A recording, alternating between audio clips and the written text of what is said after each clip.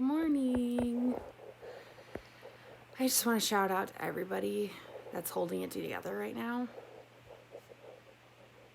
You are awesome because literally the rest of us are not. I'm talking about all of my main ladies. I love you guys. I know it's really hard times. I don't know why it seems so much harder for us fasters or snakers or whatever we're called than it is for just your standard guy, I guess. I don't know.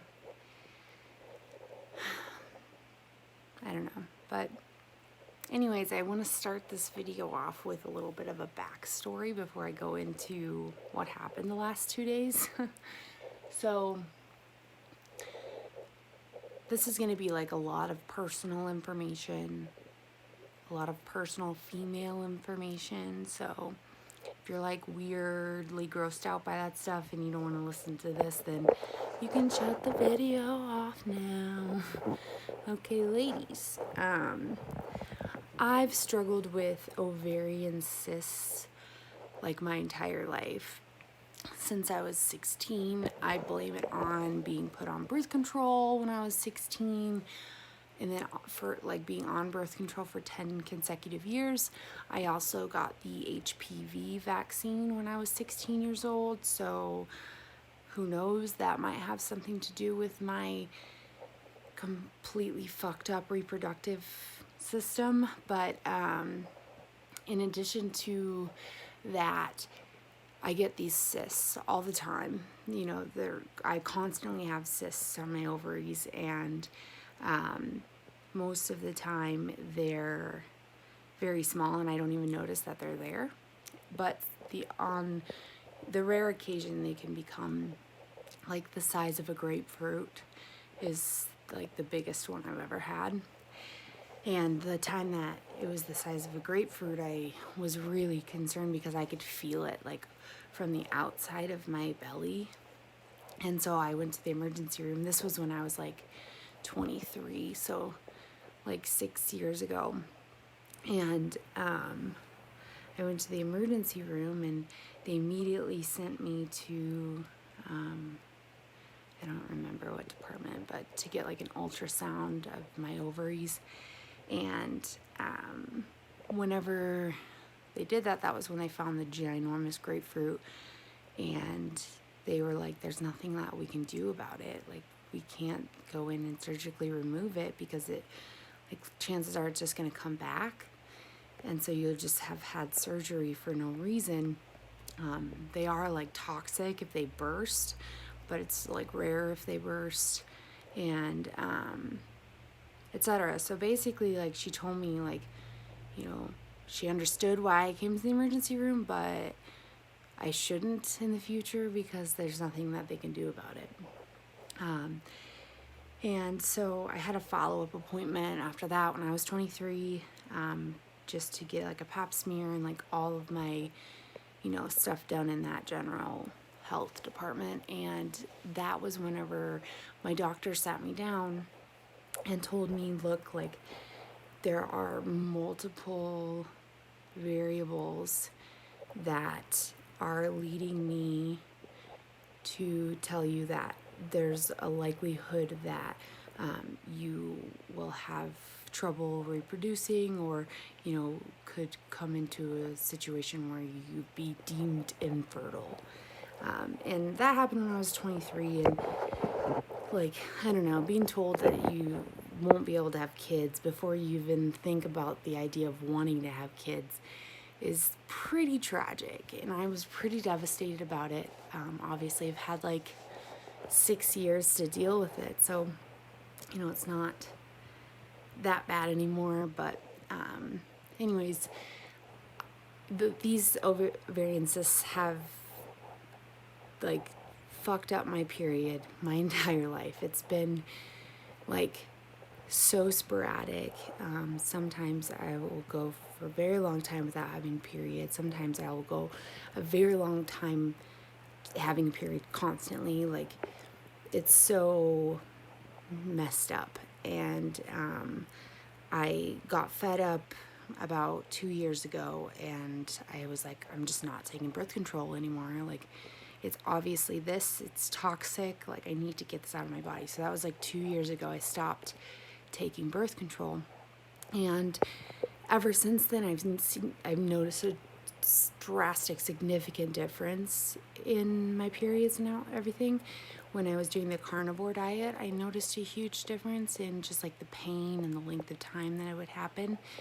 And then when I started fasting, I didn't really see any changes from the carnivore. Like, it was just normal, everything was fine. And then time goes on. So my last menstrual cycle was on like February 6th, I think, is when it ended. So February, March, April.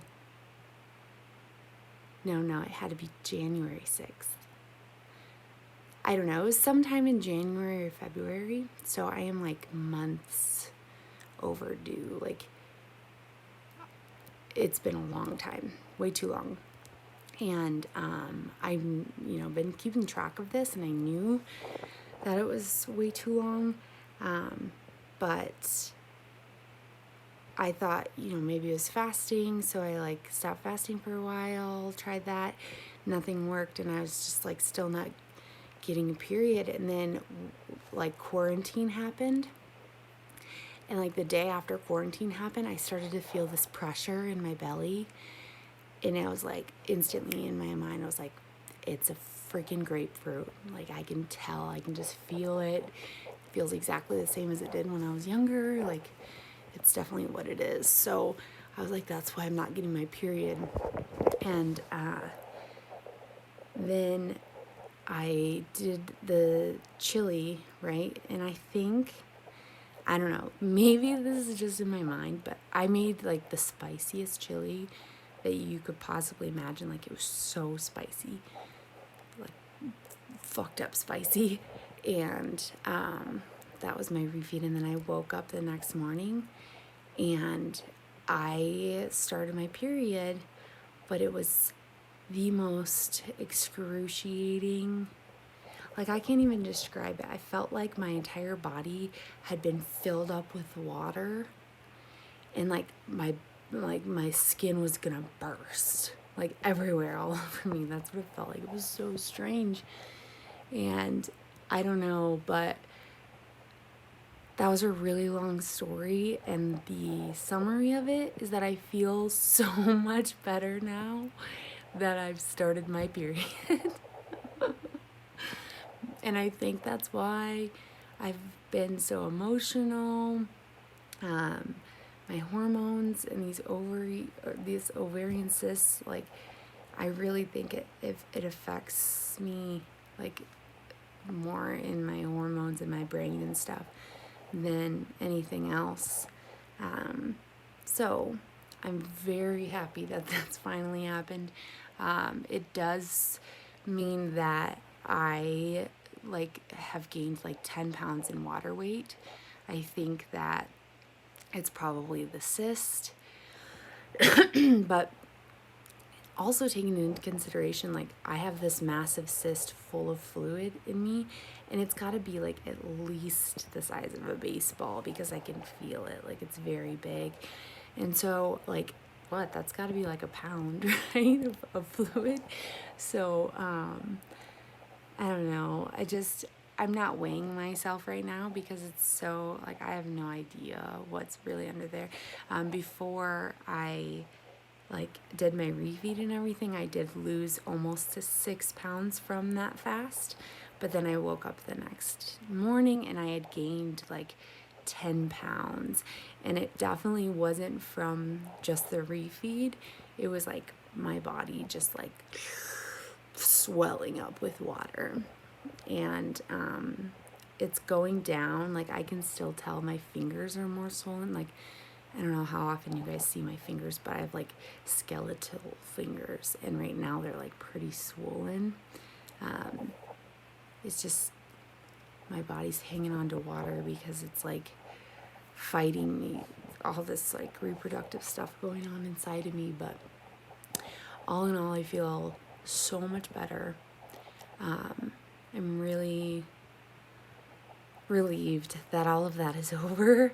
It's been a rough couple of days, but I feel a lot better today. I haven't been fasting since I ended my 60-hour fast. I've just been eating normally.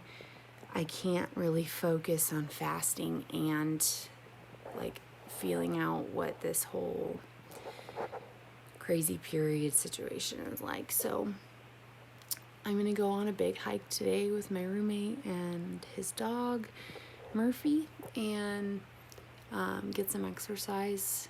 I don't plan on fasting today, but packed us a lunch and gonna eat healthy and get some exercise. It's a beautiful day. It's very sunny outside. It's gonna be like 55 degrees today, so I'm excited for that. This is an incredibly long period. Oh my God. See what happens when we start talking about that shit? 12 minutes later, and I'm peacing out. So, again, shout out to all of you that are holding it together in this time. It's crazy time. Even if you're not like being affected by this coronavirus, it's still affecting every single one of our lives, like literally all around the world. It's nuts. So we've got to stick together, and yeah, I really appreciate all of your guys' support, because I don't know, I'd be pretty lost without you guys. So until next time, bye.